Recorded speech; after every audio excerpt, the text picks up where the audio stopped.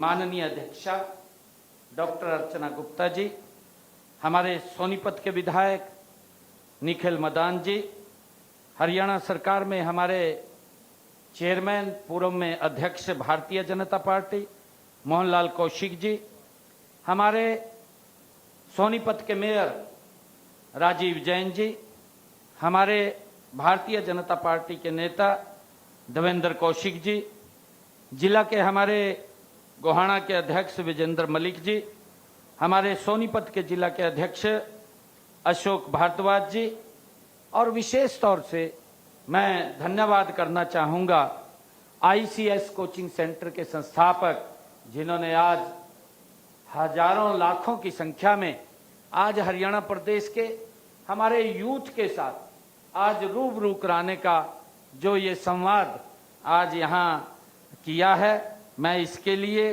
परमिल कुमार जी को बहुत बहुत बधाई और शुभकामनाएं देता हूं। परमिल जी ने जब वो बोल रहे थे तो उस समय उन्होंने आपके हित की कुछ बातें भी कही हैं और उन्होंने कहा कि इनके ऊपर जरूर कार्य करना चाहिए। हमने भी उन बातों को नोट किया है। मुझे खुशी है कि आज इस सोनीपत की ऐतिहासिक भूमि पर आप सभी जो ऊर्जावान, हमारे प्रतिभाशाली और सपनों से भरे हुए हमारे सभी युवा साथियों के बीच में मुझे आने का ये अवसर मिला है।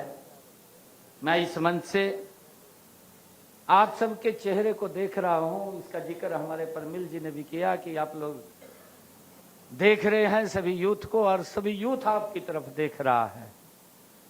ये बात परमिल जी ने भी कही है।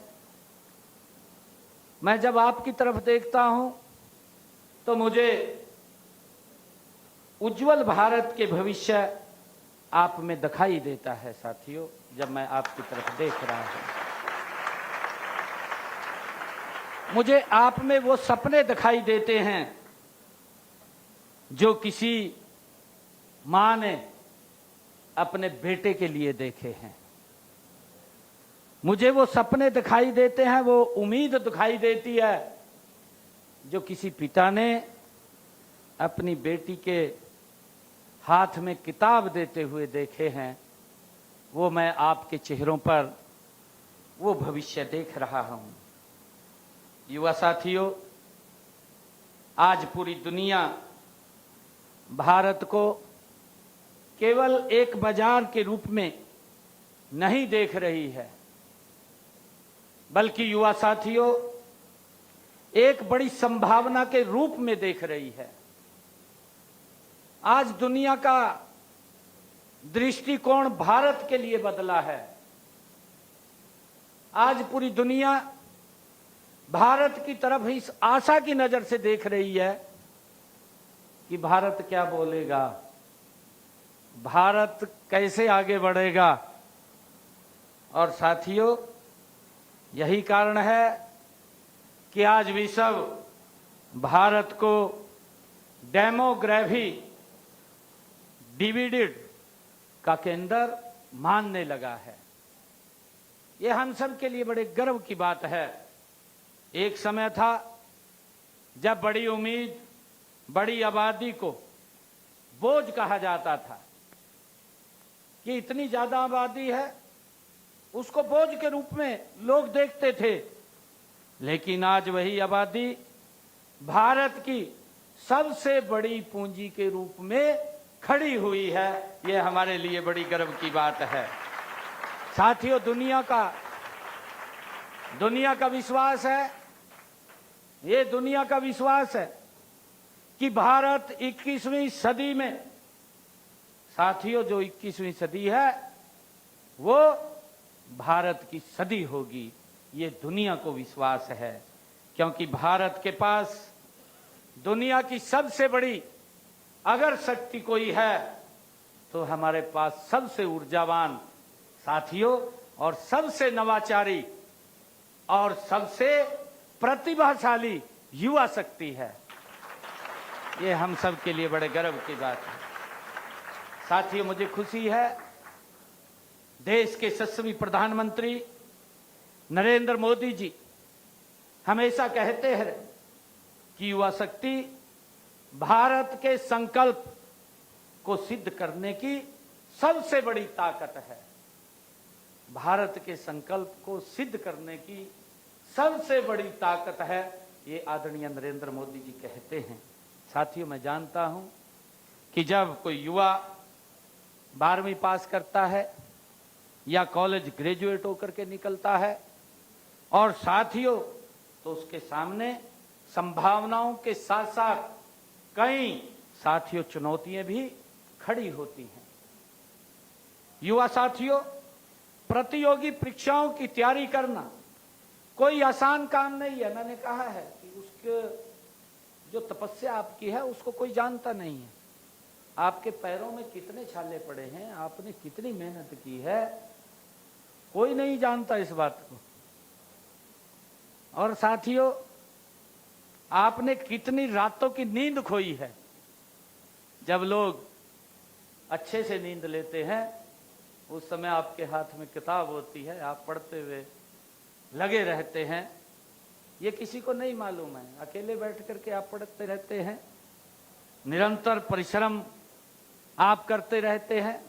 गर्मी हो, सर्दी हो, असफलता के डर से लड़ना पड़ता है, और सामाजिक जो दबाव होता है युवा साथियों, उसको भी आपको झेलना पड़ता है। कई प्रकार के बातें बोल देते हैं, माँ बाप भी कहते हैं, कई बार उनको लगता है कुछ न कुछ बोल देते हैं, उसको भी हम सहन करते हैं, उसको भी झेलते हैं।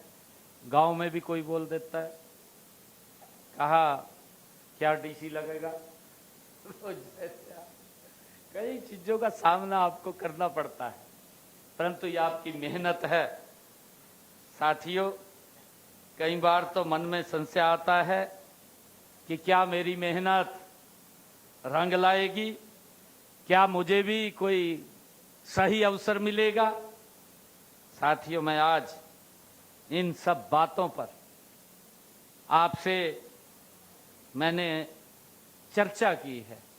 आपके कई क्वेश्चन थे, उन क्वेश्चनों को लेकर के आपसे संवाद किया है, और मुझे विश्वास है मैं आप लोगों को इस संवाद के जरिए ये विश्वास दिलाने आया हूं कि सपने देखना मत छोड़िए।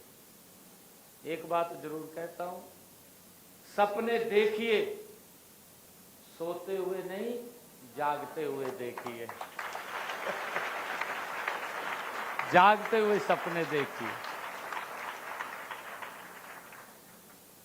और आपके सपनों के पीछे अब केवल आपका हौसला नहीं है, आपकी बल्कि आपकी अपनी सरकार भी आपके पीछे मजबूत कंधे से कंधा मिला करके खड़ी है।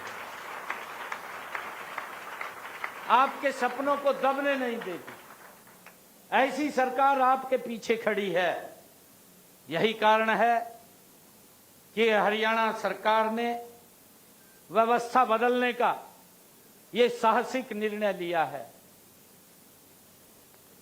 जिसका जिक्र कई बार देश के यशस्वी प्रधानमंत्री आदरणीय नरेंद्र मोदी जी ने भी किया है।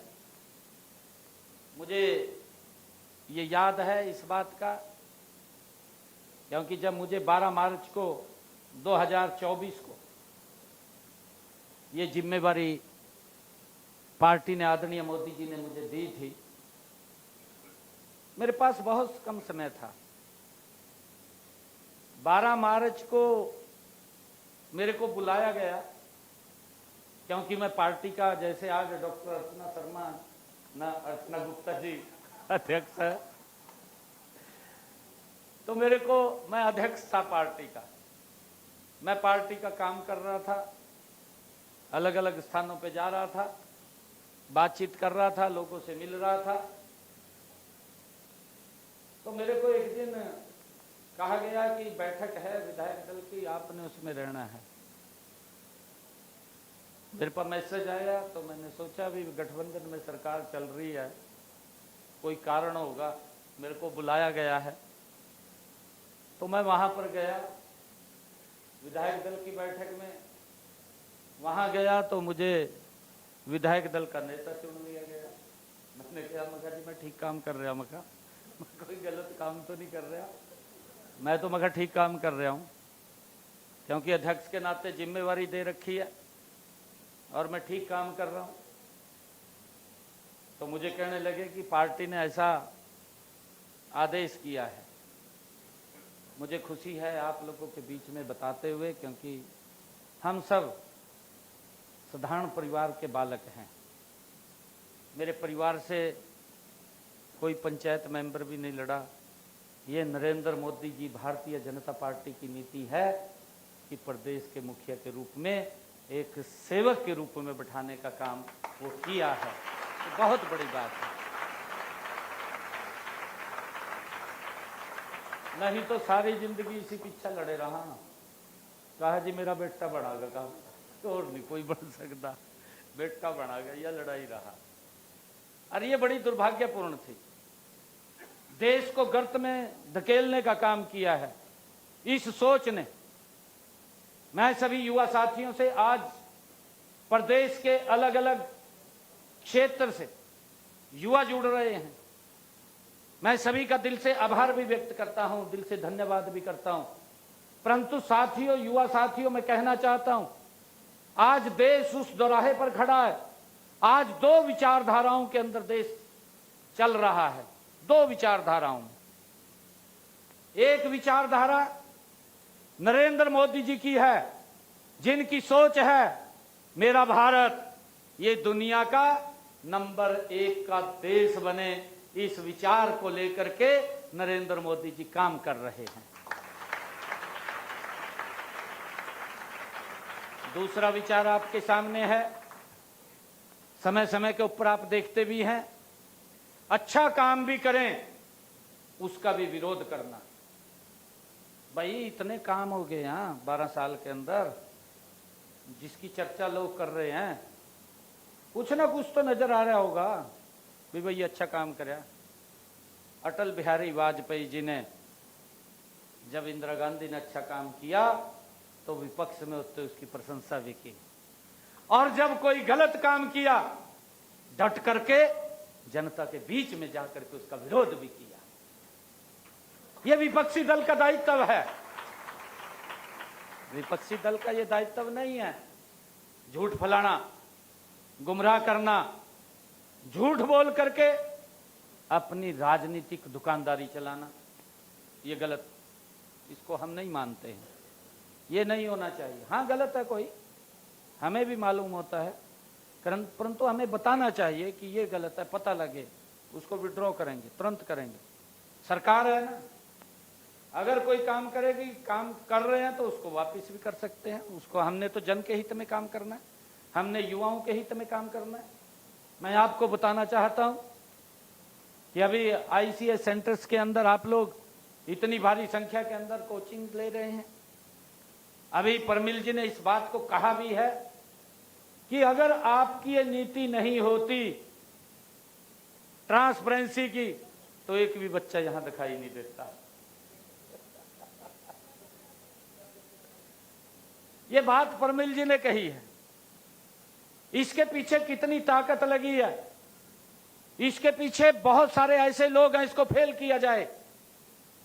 परंतु अगर कोई गड़बड़ करता है, कर देता है कोई ना कोई, किसी के दिमाग में, क्योंकि किसी के हाथ में अगर कलम है, उनने तो कलम ही गमानी, हमें तो पता नहीं चलता।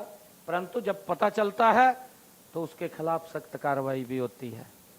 एक अधिकारी तक के व्यक्ति को तुरंत टर्मिनेट करके, जब अगर उसने कुछ गलत किया था तो उसको जेल की सलाखों के पीछे भी डालने का काम इसी सरकार ने किया है, किसी और सरकार ने नहीं किया। उसके ऊपर कार्रवाई हुई है। अगर हमारे बच्चों के साथ कोई खिलवाड़ किया है तो उसके खिलाफ कार्रवाई भी सख्त की गई है। उसी को लेकर के आदरणीय प्रधानमंत्री जी ने सख्त कानून बनाया है। और मैं आपको बताना चाहता हूं कि हमने एक कार्यक्रम बच्चों का शुरू किया, शायद आपके ध्यान में होगा, कई बच्चे उसको जानते होंगे जो यहाँ बैठे हैं। मिशन बुनियाद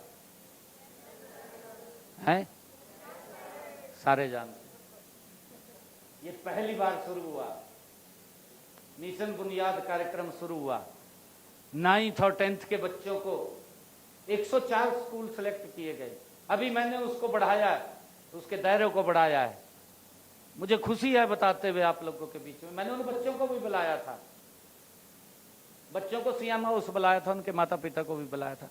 गरीब परिवार के बच्चे, गवर्नमेंट स्कूल में पढ़ने वाले बच्चे, एजुकेशन बोर्ड ऑफ भिवानी के अंडर पेपर देने वाले बच्चे, सीबीएसई के अंडर नहीं, एजुकेशन बोर्ड ऑफ भिवानी, उसके अंडर पेपर देने वाले बच्चे, 104 स्कूलों को सेलेक्ट किया, मिशन बुनियाद कार्यक्रम शुरू किया, उनको अलग से पढ़ाई की गई, उनका टेस्ट लिया गया।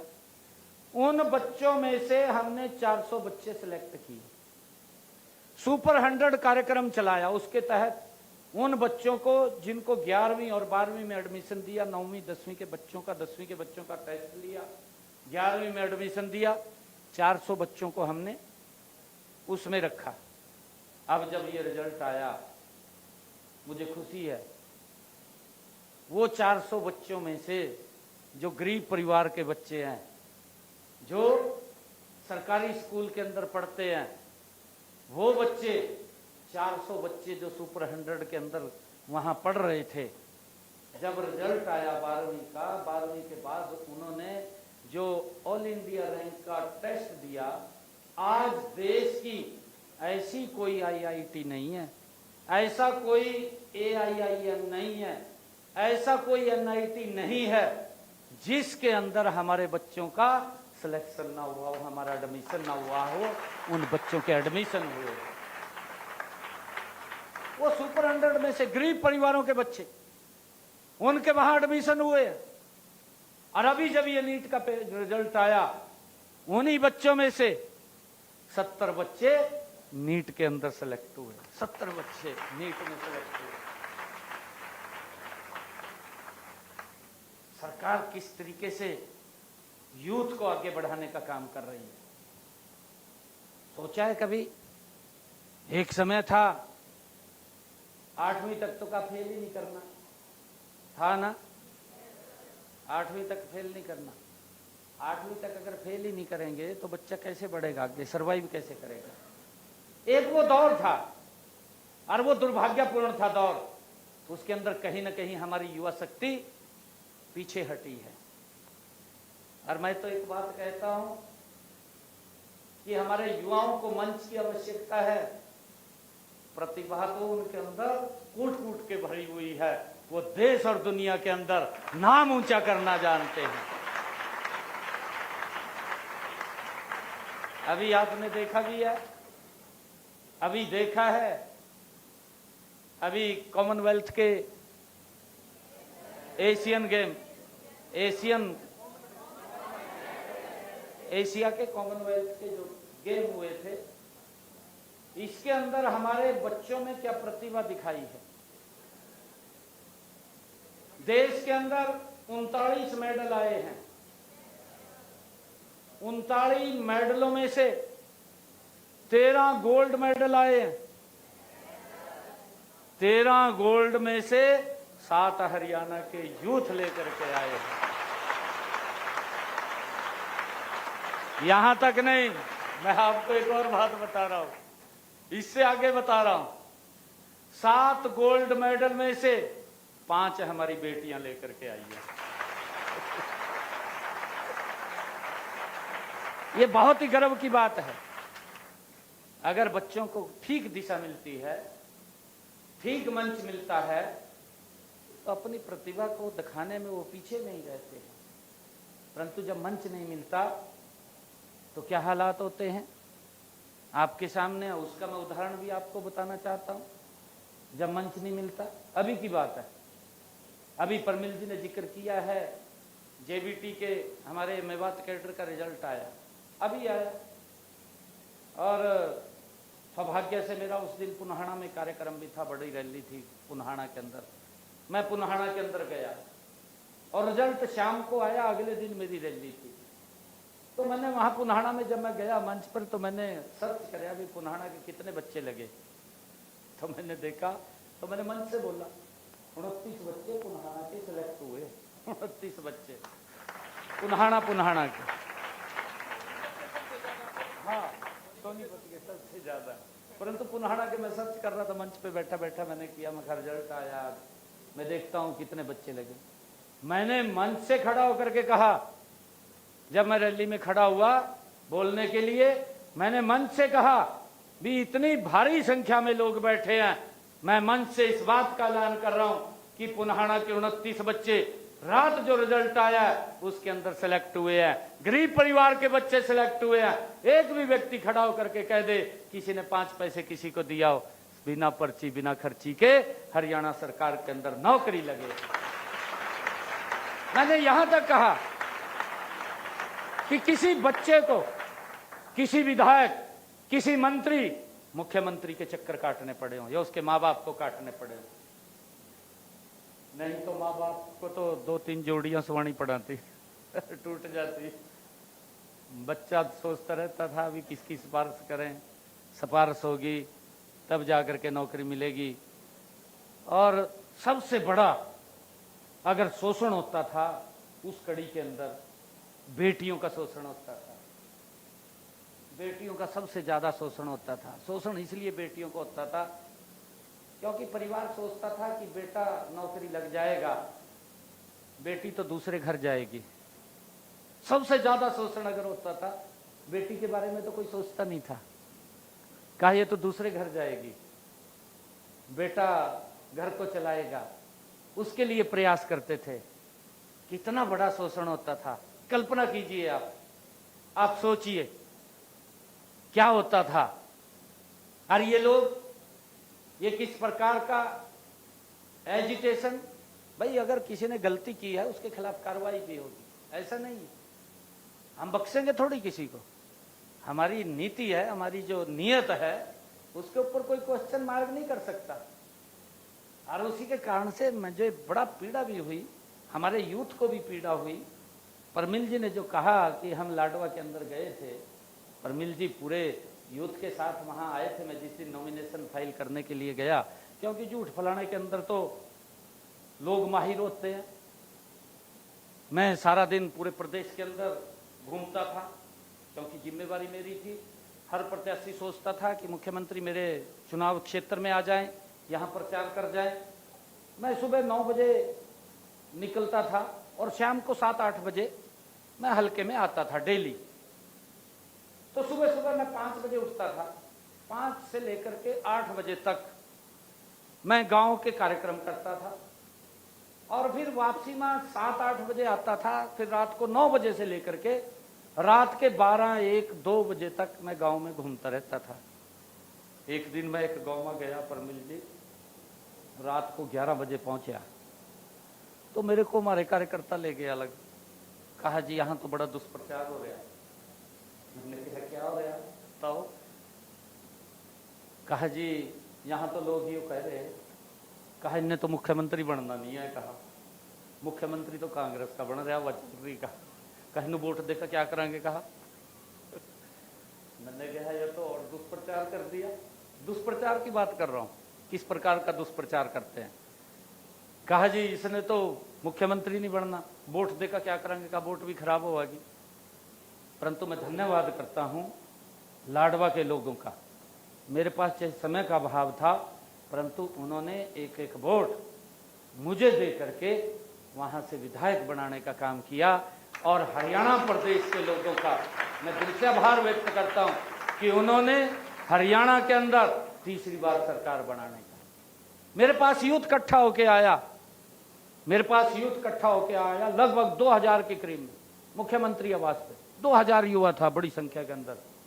मेरे को कहने लगे यूथ आकर के, मुख्यमंत्री जी हम तो आपको एक बात से मिलने के लिए आए। मैं कहा बताओ क्या बात है। मैंने उनकी बात को सुना, मैं कहा बताओ। वो कहने लगे जी आपका रिजल्ट जारी कर दो, अब ऐसी चल रही अभी कांग्रेस की सरकार आ गई।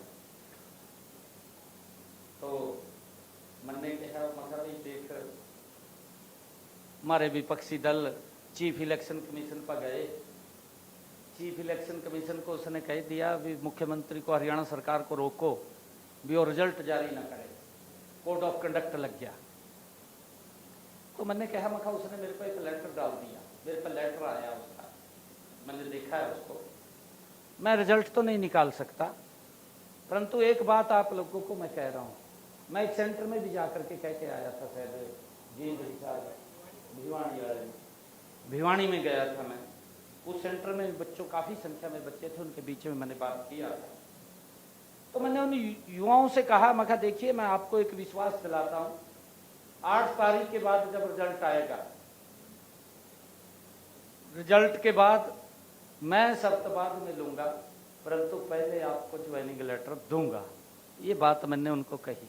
मैं कहा आप जाइए काम करिए, मेरे ऊपर विश्वास करिए, रिजल्ट नहीं निकालूंगा मैं, क्योंकि अगर रिजल्ट को निकालूंगा तो संविधान के खिलाफ है, मेरे खिलाफ कार्रवाई हो जाएगी। तो वो चले गए। इलेक्शन के दौरान क्या क्या बातें हुई, आपके यहीं पर हुई, सोनीपत के अंदर एक विधानसभा में भी हुई, हर क्षेत्र के अंदर हुई अलग अलग। इस नाम के ऊपर वोट मांगे गए कि हमें 50 वोट दें, एक नौकरी देंगे। यहां तक कहा गया मेरे हिस्से में जितनी नौकरी आएगी उतनी नौकरी मैं आप लोगों को दूंगा। क्या क्या बातें नहीं बोली गई, हमें भी चिंता होगी, मगर ये तो सिस्टम फिर वही चला गया जो पहले वाला था। परंतु प्रदेश के लोगों का जो आशीर्वाद था, उस आशीर्वाद के बाद जब सरकार बनी, शब्द बाद में लिया, पहले 25,000 युवाओं को साथियों ज्वाइनिंग लेटर देने का काम हमारी सरकार ने किया। ये पहली बार हुआ। देश के प्रधानमंत्री मोदी जी ने लोकसभा के अंदर चर्चा करी, और अभी भी प्रधानमंत्री जी ने जींद की रैली में कहा यह साधारण काम नहीं है, ये बहुत बड़ा ऐसा काम है, जितनी ताकत आपको लगानी पड़ती है, सरकार को भी उतनी ताकत लगानी पड़ती है। मैं आपको बताना चाहता हूं, मैं अभी बता रहा था कि जब ये रिजल्ट आया हमारा मेवात कैडर का, उसी वक्त पंजाब का भी एक रिजल्ट आया, एक्साइज इंस्पेक्टर का। किस किस को मालूम है? मालूम है? आपको मालूम नहीं है, मैं बताना चाहता हूं, जानकारी रहनी चाहिए भी हमारे स्टेट में जहां ये लोग बोलते हैं। इनके 2 चेहरे हैं। मैंने कहा है कि 2 विचारधाराएं चल रही हैं देश के अंदर, निर्णय हमने करना है कौन से विचार के ऊपर चलना है। पंजाब का रिजल्ट आया, हमारा रिजल्ट आया हरियाणा का। हमारे युवा, मैं मंच के ऊपर खड़ा होकर के एक बात बोल रहा हूं, मैंने अभी आप लोगों को कहा कि जब मैं पुनाहाना के अंदर रैली में खड़ा हुआ, मैंने सर्च किया भी इन पुनाहाना के कितने बच्चे लगे, तो उसके अंदर 29 बच्चे लगे। मंच से पूछा गया किसी ने कोई 5 पैसा लगाओ, कोई किसी के दरबार में गया हो, मुझे बताएं, कोई किसी के दरबार में नहीं गया, किसी का कोई 5 पैसा नहीं लगा, बिना पर्ची बिना खर्ची के। बस साथियों हमारा युवा सेलेक्ट हुआ, ये बात मैं मन से कह रहा हूं। दूसरी तरफ रिजल्ट आता है साथियों, जब एक्साइज इंस्पेक्टर का रिजल्ट आता है तो उसमें बच्चे कौन पास होते हैं, आप कल्पना कीजिए। उसमें बच्चे वो पास होते हैं जिसने अपने नाम के लिखा स्टेट बैंक ऑफ इंडिया, वो बच्चा एक्साइज इंस्पेक्टर लग गया। जो लोग जंतर मंतर के ऊपर खड़े होकर के साथियों युवाओं के बीच में अपनी राजनीति चमकाने का काम कर रहे थे, उनकी स्टेट के अंदर ना कोई राहुल गांधी बोला, ना कांग्रेस का कोई नेता बोला, ना जो इंडी गठबंधन के लोग हैं वो बोले, एक भी नहीं बोला। वो बच्चे पास हो गए जिसने अपने नाम के ऊपर लिखा स्टेट बैंक ऑफ इंडिया, वो बच्चा एक्साइज इंस्पेक्टर लग गया। जिस बच्चे ने अपने नाम पे लिखा DPIS, वो बच्चा एक्साइज इंस्पेक्टर लग गया। जिस बच्चे ने अपने नाम के ऊपर लिखा फोटो PHOTO, वो बच्चा एक्साइज इंस्पेक्टर लग गया। जिस बच्चे ने अपने नाम पे लिखा एक दिन कर्मा वाला, वो बच्चा एक्साइज इंस्पेक्टर लग गया। यहां तक नहीं, इससे भी आगे बढ़ करके वो बच्चे एक्साइज इंस्पेक्टर लग गए जिन्होंने 2 फार्म भरे, 2 सेंटर अलॉट हुए, एक समय में पेपर हुआ, दोनों जगह एक्साइज इंस्पेक्टर लग गए, दोनों जगह एक्साइज इंस्पेक्टर लग गए। ये विचार करने की बात है, ये कौन सी दिशा देने का काम कर रहे हैं। कांग्रेस नहीं बोली, आम आदमी नहीं बोला, आम आदमी की सरकार है। हाई कोर्ट के अंदर बच्चे चले गए, हाई कोर्ट ने उसको स्टे कर दिया, उसके ऊपर कार्रवाई चल रही है हाई कोर्ट के अंदर। युवाओं के साथ कितना बड़ा शोषण ये लोग करते हैं, इनका चेहरा वही है। ये यूथ के उनके भविष्य के लिए काम नहीं करते, ये तो अपने भविष्य कैसे सुधरे, कैसे संवरे, उसके लिए काम करते हैं। ये तो ताजा उदाहरण है, ये मैं कोई दूसरा लंबा उदाहरण नहीं बता रहा हूं। दो रिजल्ट आते हैं, एक हरियाणा का आता है, एक पंजाब का आता है। एक भी व्यक्ति की कोई बात आपने सुनी हो युवाओं के साथ शोषण हो गया? इनका एक बड़ा नेता आम आदमी पार्टी का मनीष सिसोदिया जंतर मंतर के ऊपर खड़ा होकर के बोल रहा था कि अगर हमारे पंजाब के अंदर सरकार है, अगर हमारे यहां पेपर लीक होता है, उसी दिन हमारा शिक्षा मंत्री त्याग पत्र दे देगा। ये मनीष सिसोदिया बोल रहे। केजरीवाल उसके साथ बैठा, केजरीवाल कुर्सी लाए बैठे उसके साथ, और वो भाषण दे रहा मनीष सिसोदिया जंतर मंतर के ऊपर। और फार्मेसी का पेपर लीक हो गया है भी 15 दिन पहले पंजाब के अंदर, मालूम है? किसी की कोई आवाज आई है भी पंजाब में पेपर लीक हो गया? या किसी ने ये कहा हो भी भाई शिक्षा मंत्री का त्याग पत्र दे दो? कहा तो नहीं किसी ने। ये युवाओं के साथ खिलवाड़ करने वाले लोग हैं।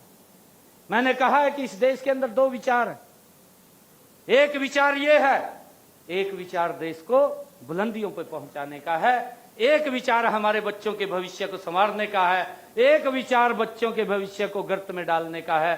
हमने ये तय करना है कि हमने किस विचार के साथ चलना है। ये लोग झूठ बोलते हैं, झूठ बोल करके लोगों को गुमराह करते हैं। अभी भी लोकसभा है, लोकसभा का मंच होता है कि भाई चर्चा करिए, विचार करिए, परंतु ना चर्चा करनी, ना विचार करना, वॉकआउट करके बाहर निकल जाना, संसद को नहीं चलने देना। यही विधानसभा का काम है। विधानसभा के अंदर पिछले दिनों नौकरियों के ऊपर इन्होंने उंगली उठाई, मैं खड़ा हो गया, मैंने कहा मैं एक एक बात का जवाब देने के लिए तैयार हूं, एक एक बात का। अगर मेरे अंदर कोई कमी है मैं नहीं जवाब दे सकता, मैं मुंह छुपाऊंगा अगर मेरे अंदर कमी है, परंतु मेरे में कमी नहीं है। एक एक बात जो आपने कही है, आप मेरी बात सुन करके जाना, आप वॉकआउट करके नहीं जाना। पूरी की पूरी कांग्रेस खाली होगी विधानसभा के अंदर, एक भी नहीं बैठा, सारे उठ कर बाज गए। कैसे सुने? उनके कार्यकाल के जो कारनामे थे एक एक के बारे में बताया गया, वही कारनामे उनके गठबंधन की सरकार में पंजाब में चल रहे हैं। ये हमें विचार करना है।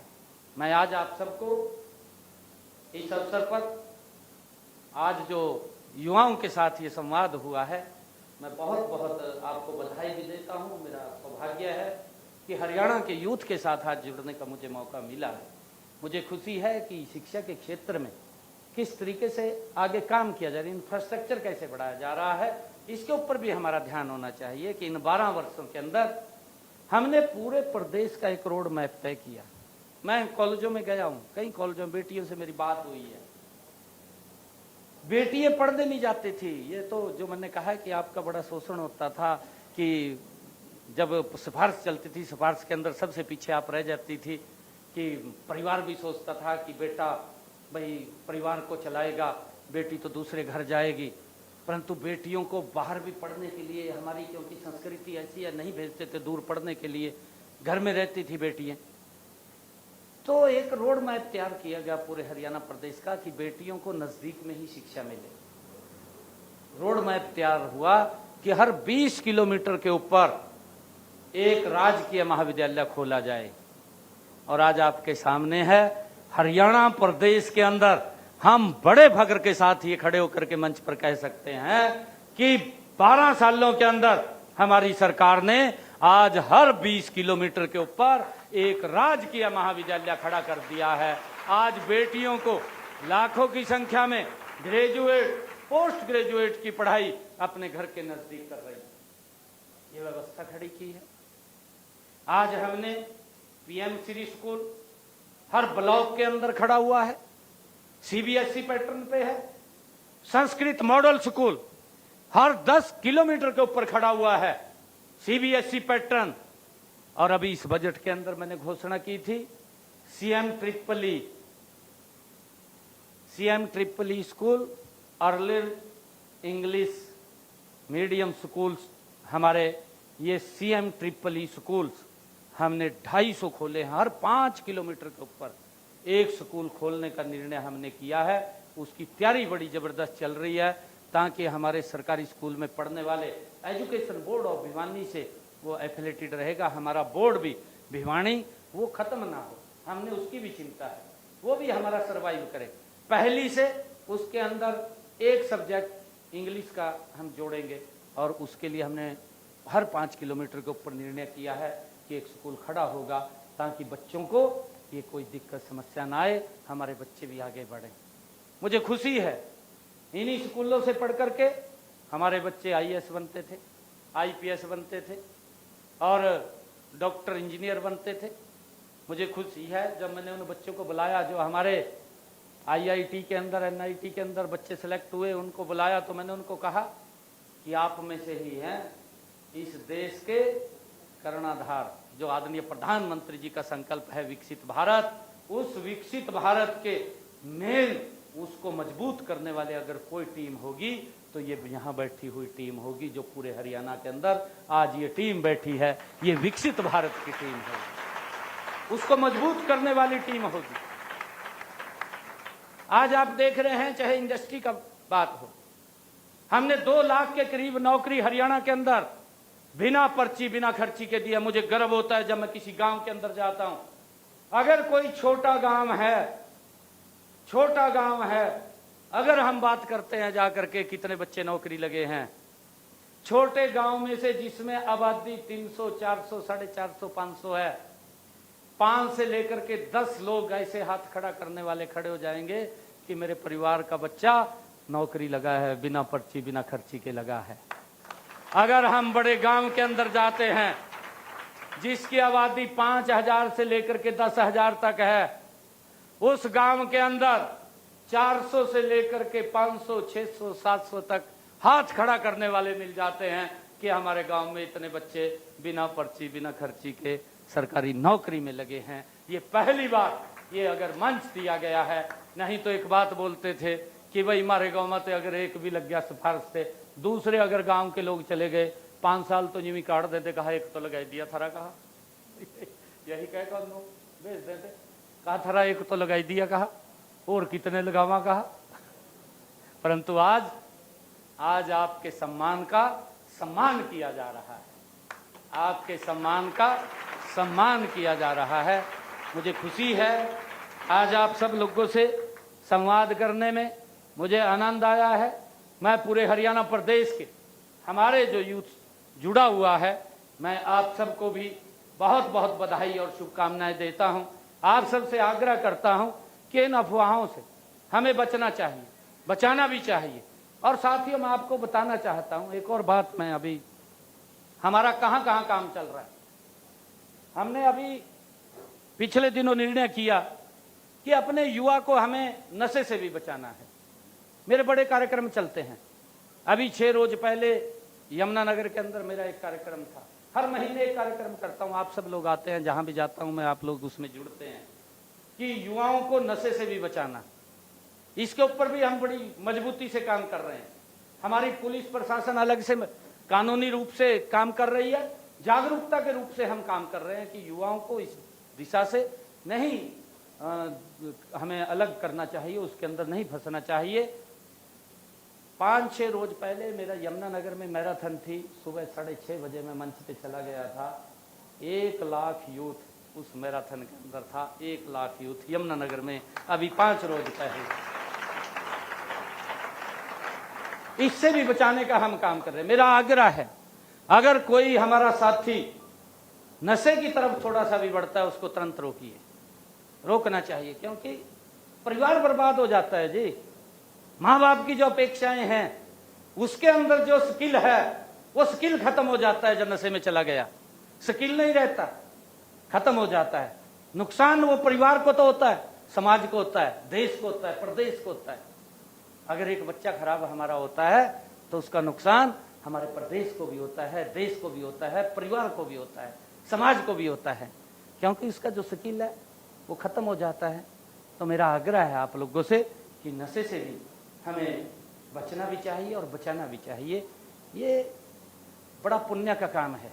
मैं सभी यूथ से, पूरे प्रदेश का आज यूथ जुड़ा हुआ है, मैं सभी से आग्रह करता हूं कि आपका कोई व्यक्ति या कोई मोहल्ले का व्यक्ति या गांव का व्यक्ति कोई नशे में है तो उसको जरूर समझाइए, भाई नशा ठीक नहीं है।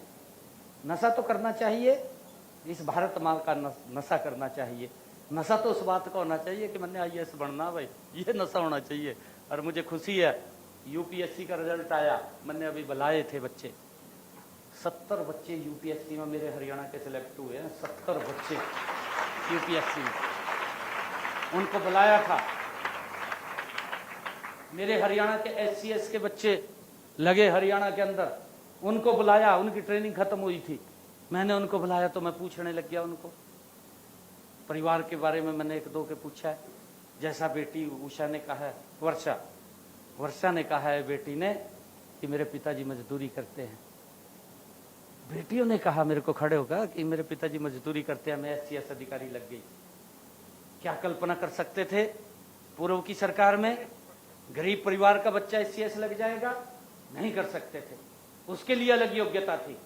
उसके लिए योग्यता यह थी कि वो मामे का छोरा होना जरूरी है, या उसका बेटा होना जरूरी है, या उसका कोई रिश्तेदार नजदीक का होना जरूरी है, तब जाकर के SCS लगता था, अदरवाइज सोच भी नहीं सकते थे। परंतु आज आपके सम्मान का मैंने कहा है कि सम्मान किया जा रहा है। आप सबको मैं बहुत बहुत बधाई और शुभकामनाएं देता हूं। इन्हीं शब्दों के साथ जय हिंद, जय हरियाणा, जय भारत।